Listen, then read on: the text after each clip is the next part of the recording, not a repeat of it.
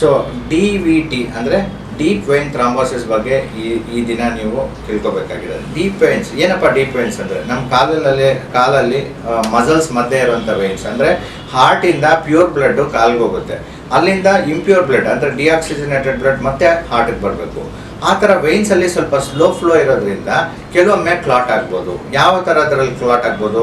ಏನಾದರೂ ಪೇಷಂಟ್ಗೆ ಫ್ರ್ಯಾಕ್ಚರ್ ಆಗಿ ಬೆಡ್ಡಲ್ಲೇ ಮಲಗಿದ್ರೆ, ಅಥವಾ ಲಾಂಗ್ ಟ್ರಾವೆಲ್, ಈಗ ಅಮೆರಿಕಾಗೆ ಏರ್ ಟ್ರಾವೆಲ್ ಮಾಡಿಕೊಂಡು ಪೇಷಂಟ್ ಕೂತೇ ಇದ್ದಾಗ, ಆಮೇಲೆ ನೀರಿನ ಅಂಶ ಕಡಿಮೆ ಕುಡ್ದಲ್ಲಿ ಕಡಿಮೆ ತಗೊಂಡಲ್ಲಿ ರಕ್ತ ಹೆಪ್ಪುಗಟ್ಬೋದು. ಅದನ್ನು ಡೀಪ್ ವೈನ್ಸಲ್ಲಿ ಕ್ಲಾಟ್ ಕೂತಿದ್ರೆ ಅದನ್ನು DVT ಅಂತ ಹೇಳ್ತೀವಿ.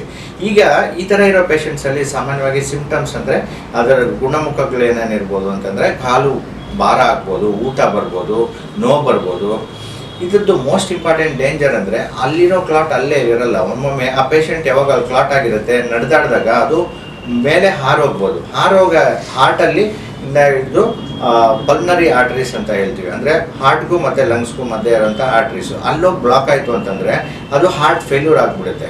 ಸೊ ಯಾಕಂದರೆ ಮುಂದೆ ಪಂಪ್ ಮಾಡೋಕ್ಕಾಗದೇ ಇರೋವಂಥ ಸಿಚುವೇಶನ್ ಬಂದಾಗ ಪೇಷಂಟು ಪ್ರಾಣಕ್ಕೆ ಅಪಾಯ ತರ್ಬೋದು. ಇದನ್ನು ತುಂಬ ಇಂಪಾರ್ಟೆಂಟ್ ಆಗುತ್ತೆ.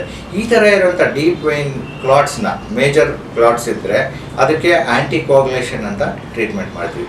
ವೆರಸ್ ಅಕ್ಯೂಟ್ DVT ಅಂತಂದರೆ ವಿತಿನ್ 15 days ಈ ಥರ ಇದ್ದಾಗ ಅದಕ್ಕೊಂದು ಈ ಬರೀ ಆ್ಯಂಟಿಕೋಗ್ಯುಲೆಂಟ್ಸ್ ಸಾಕಾಗಲ್ಲ. ಯಾಕಂದರೆ ಒಂದು ಯೂಶಲಿ 60% ಆಫ್ ದ ಕೇಸಸಲ್ಲಿ ಆ್ಯಂಟಿಕೋಗ್ಯುಲೆಂಟ್ಸ್ ಅಷ್ಟೇ ಸಾಕಾಗ್ದಿರ ಸ್ವಲ್ಪ ಉಳ್ಕೊಂಡ್ಬಿಡ್ತದೆ. ಅದು ಕ್ರೋನಿಕ್ DVT ಆಗುತ್ತೆ, ಲೈಫ್ ಲಾಂಗ್ ಅದು ಪ್ರಾಬ್ಲಮ್ ಮಾಡ್ತಾನೆ ಇರ್ತದೆ.